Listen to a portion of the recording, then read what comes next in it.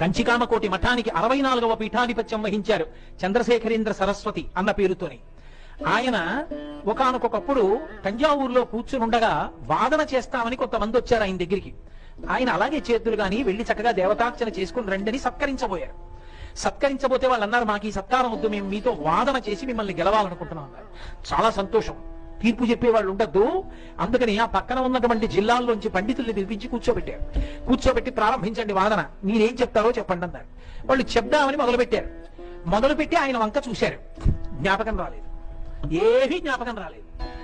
ఆఖరికి వాళ్ళు అక్కడ కూర్చున్న వాళ్ళలో పెద్ద ఆయన దగ్గరికి వెళ్ళారన్నారు, అయ్యా మాకేమి జ్ఞాపకం రావట్లేదు, మాట రావట్లా ఏది. కారణం ఏమిటంటే అదిగో ఎదురుగుండా కూర్చున్నటువంటి చంద్రశేఖరేంద్ర సరస్వతి 64వ పీఠాధిపతి, నడిచే దేవుడిని పేర్గాంచిన మహాపురుషుల గురించి చెప్పట్లేదు నేను. ఆయన ఒళ్ళో చంటి పిల్ల పడుకుంది, చిన్న పిల్ల అక్కడుందే అలా ఉంది, పడుకుని చూస్తోంది. ఆ బోసి నవ్వులతో ఆ పిల్ల చూస్తుంటే మాకు ఆ పిల్లనే చూడాలనుంది, గుర్తు రావట్లేదు ఏమి. ఆ పిల్లని దింపేయమనండి పీఠాధిపతులు అన్నారు. వెళ్ళి అడిగారు, అయ్యా మీ ఒళ్ళో పిల్ల ఉందిట, పిల్ల నవ్వుతుంటే వాళ్ళ గుర్తు రావట్లేదు, పిల్లని తీసేయండి అన్నారు. ఆయన నవ్వన్నారు, నేను సన్యాసిని, నా ఒళ్ళో పిల్ల ఎందుకు ఉంటుంది, దండక మండలాలు ఉన్నాయన్నారు. అంటే అసలు ఆయన మాట్లాడవలసిన అవసరం లేకుండా కామాక్షి పరదేవత చంటిపిల్ల రూపంలో వచ్చి ఆయన ఒళ్ళో పడుకుంది. ఆమె నవ్వులకు జ్ఞాపకం రాలేదంతే, అనుగ్రహించేసింది.